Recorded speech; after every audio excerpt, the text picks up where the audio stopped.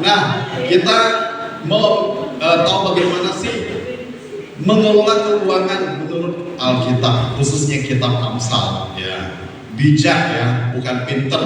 Ya. Kalau pinter beda nggak? Pinter sama bijak? Beda ya. Kalau pinter biasanya nih kayak Ko Aloy nih pinter nih. Kalau depannya agak botak itu orang pinter, ya kan? Betul nggak? Nah, kalau botak belakang artinya pemikir, ya kan? Kalau botak depan belakang artinya apa? Dia pikir dia pinter. Enggak ya? Nah, kalau Ko Aloy ini benar-benar pinter ya kan? Dia terbukti, ciri-cirinya ada. Sini nggak ada kan yang depan belakang botak? Ada nggak? Coba periksa kiri kanan, ada nggak? Nggak ada ya? Berarti sini orang pinter semua, nggak ada yang dia pikir dia pinter. Nah, kita berbicara tentang uang ya. Seringkali kita hanya berbicara tentang kerohanian, tapi uang itu penting nggak uangnya? Penting ya. Tapi uang bukan segala-galanya loh. Betul nggak? Uang bukan segala-galanya, tapi segala sesuatu butuh uang ya. Betul ya. Kita bayar listrik supaya ada AC nyala, lampu nyala, butuh uang ya. Uang bisa beli kebahagiaan nggak? Nggak bisa. Tapi alangkah bahagianya kalau punya uang. Kan? Uang bisa dibawa mati nggak? Kecuali uang yang cengkek ya. Mati katanya. Uang memang nggak bisa dibawa mati. Tapi mau mati rasanya kalau nggak ada uang ya. Ada ngerasain nggak? Di sini nggak ada yang jawab.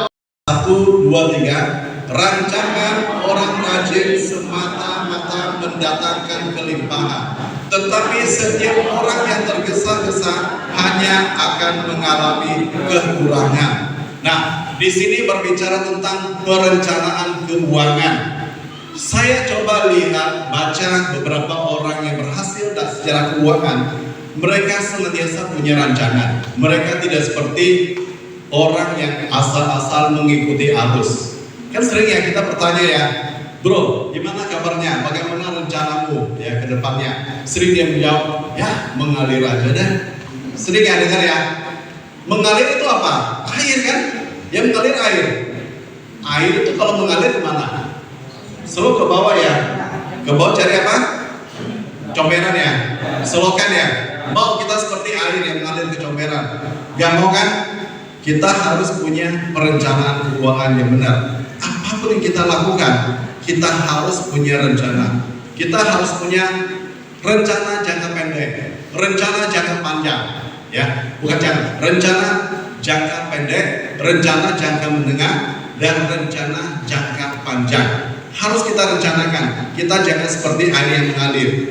Kita harus punya prinsip seperti firman Tuhan yang ajarkan kepada kita. Nah, kita punya buku yang luar biasa Alkitab. Kenapa kita nggak ikutin? Ini adalah satu hikmat yang daripada Amsal yang bisa kita pelajari. Bagaimana kita harus punya perencanaan keuangan. Hari-hari ini kita melihat banyak sekali perencanaan keuangan, financial plan. Bagaimana supaya kita diberkati secara materi. Bukan sekarang saja orang mengajarkan kita harus rajin. Kalau kita di sekolah mengajarkan, masih ingat nggak di SD ya? Rajin pangkal kaya, rajin pangkal hemat pangkal kaya. Itu sebenarnya sudah ada di Alkitab di Amsal ini. Mungkin kita waktu itu belum baca ya. Sekarang kita baca, kita sudah mengerti. Jadi kita harus, ya kan, mengikuti apa yang Alkitab katakan. Kita harus rajin supaya hidup kita diberkati secara materi, ya kan? Apalagi punya duit, ya kan? Apa duit? Doa, usaha, iman, dan taat. Nah, bicara taat, saya punya satu artikel, saya punya satu materi khotbah namanya modal 1 juta mendapatkan 4M. Ngeri ya? Nanti deh suatu saat deh, saya kasih bocoran judulnya aja. Suatu saat saya ceritakan. Nah, kita lihat bahwa kita kalau untuk diberkati secara materi, ya kita butuh materi kan ya. Tadi kan kita sudah bilang ya, uang bukan segala-galanya, tapi segala sesuatu butuh uang, ya kan? Uang itu netral. Jadi tergantung kita mau kemana. kalau kita bawa ke positif, uang nggak bisa membeli kenyamanan tidur. Tapi kalau mau tidur enak, harus punya uang beli spring bed yang nyaman kan. Kalau tidur di keramik kayaknya kurang nyaman ya. Nah, uang bisa membuat orang pinter nggak? Nggak bisa kan. Tapi kalau pinter butuh uang. Sekolah kan? Kalau pinter kan sekolah, butuh uang kan? Nah, uang sebenarnya adalah satu benda yang netral. Uang adalah benda yang netral. Tergantung kita maunya kemana. Bisa ke positif, bisa ke negatif, ya kan? Kalau positif bisa kita pakai untuk pelayanan, itu positif. Nah, kalau kita pakai untuk beli narkoba, positif atau negatif? Negatif, nggak bagus. Kalau kita pakai untuk hal yang tidak baik, uang itu akan menjadi negatif. Nah, tergantung kita pakainya di mana. Uang itu adalah netral.